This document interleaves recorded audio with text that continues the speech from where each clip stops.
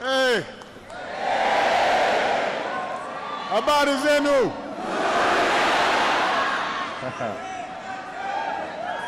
Wakenya Impio. It is great to be back in Kenya. Thank you so much for this extraordinary welcome. I know it took a few years, but as president, I try to keep my promises. And I said I was going to come, and I'm here. So, and everybody, go ahead and have a seat. I'm going to be talking for a while. Relax. I want to thank my sister Alma for a wonderful introduction. I'm so glad that she could be with us here today, and it was, as she said, it was Alma who first guided me through Kenya almost 30 years ago. To President Kenyatta, I want to thank you once again for the hospitality that you've shown me, for our work together on this visit, and for being here today. It's a great honor. I am proud to be the first American president to come to Kenya.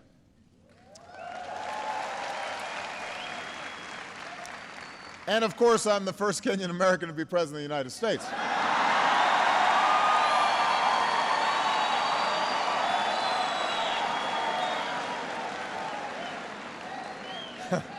That goes without saying.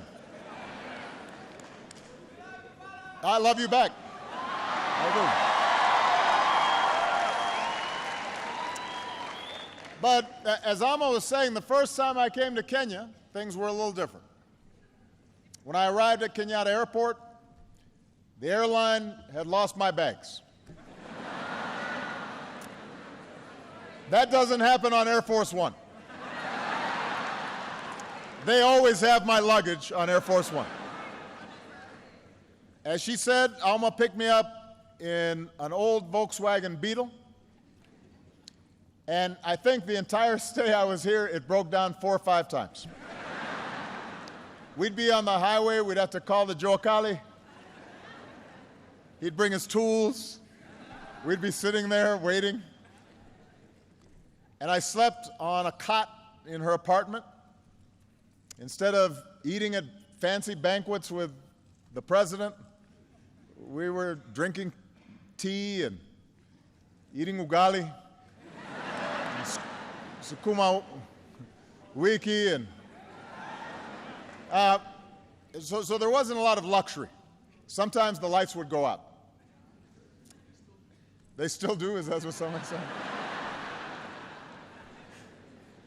But you know, there was something more important than luxury on that first trip. And that was a sense of being recognized, being seen.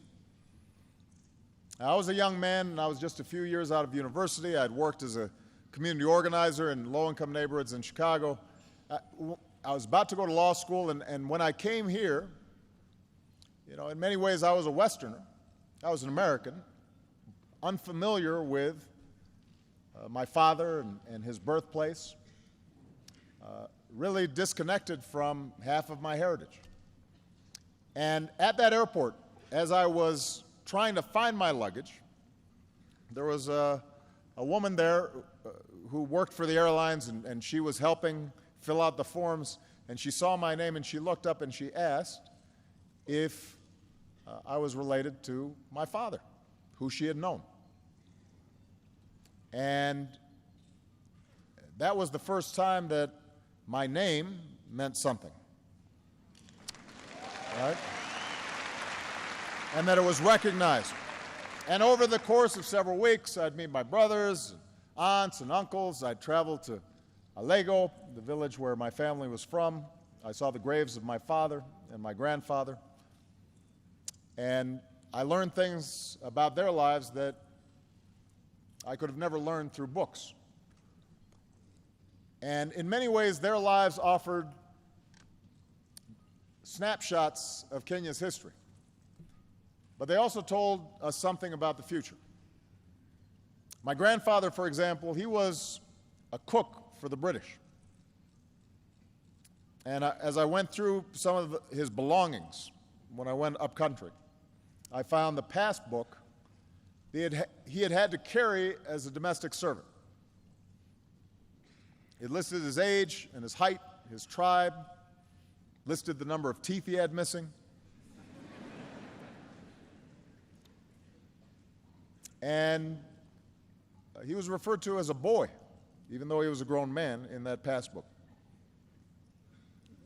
And he was in the King's African Rifles during the Second World War and was taken to the far reaches of the British Empire, all the way to Burma. And back home, after the war, he was eventually detained for a time because he was linked to a group that opposed British rule. And eventually he was released. He forged a home for himself and his family. He earned the respect of his village, lived a life of dignity, although he had a well-earned reputation for being so strict that everybody was scared of him. And he became estranged from part of his family. So that was his story. And then my father came of age as Kenyans were pursuing independence. And he was proud to be a part of that liberation generation. And next to my grandfather's papers, I found letters that he had written to 30 American universities asking for a chance to pursue his dream and get a scholarship. And ultimately, one university gave him that chance, the University of Hawaii. And he would go on to get an education and then return home. And here, at first, he found success as an economist and worked with the government, but ultimately he found disappointment in part because he couldn't reconcile the ideas that he had for his young country with the hard realities that had confronted him. And I think sometimes about what these stories tell us, what the history and the past tell us about the future. And they show us the enormous barriers to progress that so many Kenyans faced just 1 or 2 generations ago. This is a young country. We were talking last night at dinner. The president's father was the first president. We're only a generation removed. And the daily limitations and sometimes humiliations of colonialism, that's recent history. The corruption and cronyism and tribalism that sometimes confront young nations, that's recent history. But what these stories also tell us is an arc of progress, from foreign rule to independence, from isolation to education and engagement with a wider world. It speaks of incredible progress. So we have to know the history of Kenya, just as we Americans have to know our American history. All people have to understand where they come from. But we also have to remember why these lessons are important. We know our history so that we can learn from it. We learn our history because we understand the sacrifices that were made before, so that when we make sacrifices, we understand we're doing it on behalf of future generations. There's a proverb that says, "We have not inherited this land from our forebears, we have borrowed it from our children." In other words, we study the past so it can guide us into the future and inspire us to do better. And when it comes to the people of Kenya, particularly the youth, I believe there is no limit to what you can achieve. A young, ambitious Kenyan today should not have to do what my grandfather did and serve a foreign master.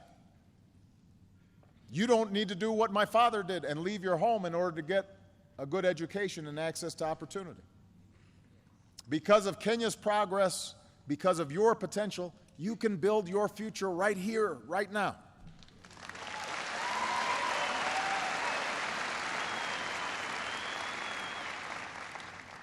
Now, like any country, Kenya is far from perfect, but it has come so far in just my lifetime. After a bitter struggle, Kenyans claimed their independence just a few years after I was born, and after decades of one-party rule, Kenya embraced a multi-party system in the 1990s, just as I was beginning my own political career in the United States. Tragically, just under a decade ago, Kenya was nearly torn apart by violence at the same time that I was running for my first campaign for president. And I remember hearing the reports of thousands of innocent people being killed or driven from their homes. And from a distance, it seemed like the Kenya that I knew, a Kenya that was able to reach beyond ethnic and tribal lines,